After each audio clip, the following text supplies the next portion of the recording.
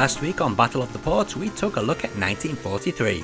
This week we are taking a look at the Japanese exclusive 1943 Kai. What is interesting is that this arcade game was in development alongside the Famicom port of the standard 1943. This is why it features quite a few changes that can be found in the Famicom game. So what are the differences between this and the original 1943 that the rest of the world received? Well, the Lockheed P-38 Lightning was replaced by the Boeing Stearman E-75 biplane. This is noticeably the only game in the series where the P-38 is absent. All the game's graphics were edited, with enemies and backgrounds now sporting different palettes.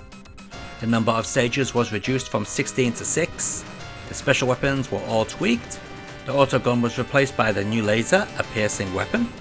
The game's difficulty was ramped up with more aggressive AI and tougher enemies. The entire soundtrack was replaced with new compositions exclusive to this game. So yeah, this is basically 1943 on steroids. And man, is it tough.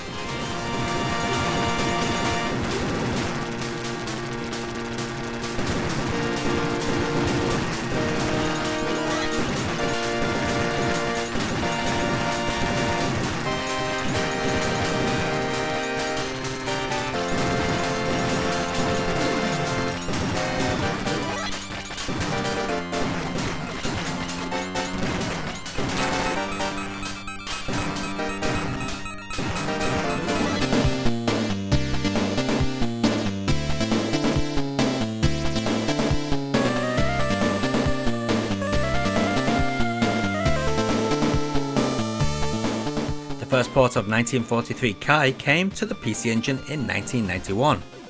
This is quite a surprising port as it's a fairly close port of the arcade game, but with even more extras thrown in. This version contains many additional levels and original music, which I personally feel is way better than the arcade. Now, this port isn't without its issues.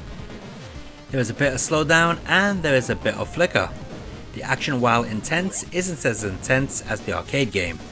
Purists may also hate the rapid fire option, however I love it. It makes the game far more enjoyable. Something else that makes this port enjoyable is the option to have a vertical screen mode. Well, kind of. This is the mode you're seeing here. It slims down the play area to closer match the arcade's resolution. I personally think this mode looks far better than the standard full screen mode.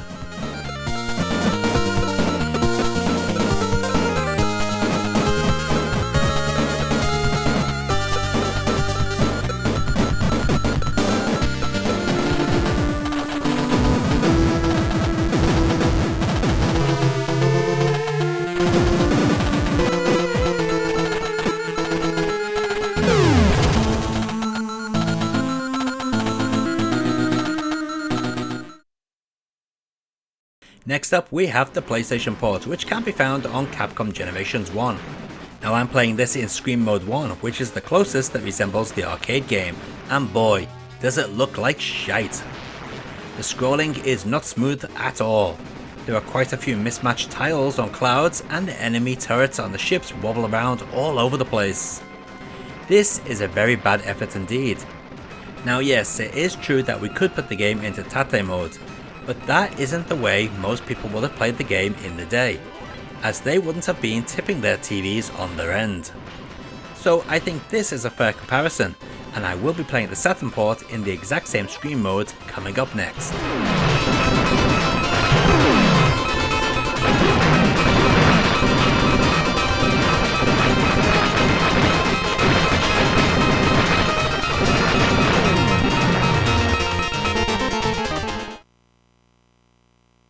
And here we are with the Saturn port, also running in the same screen mode, and man, does it look bad. The shimmering is far more prevalent than the PlayStation port, due to the Saturn game running in 320 by 224, while the PlayStation game ran in 256 by 224. Still, at least the Saturn port is smooth.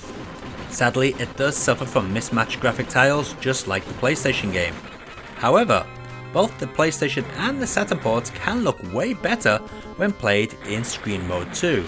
Here, take a look. As you can see, the game has lost those horrible shimmering effects and runs silky smooth. Unfortunately, the screen real estate is now different than the arcade game.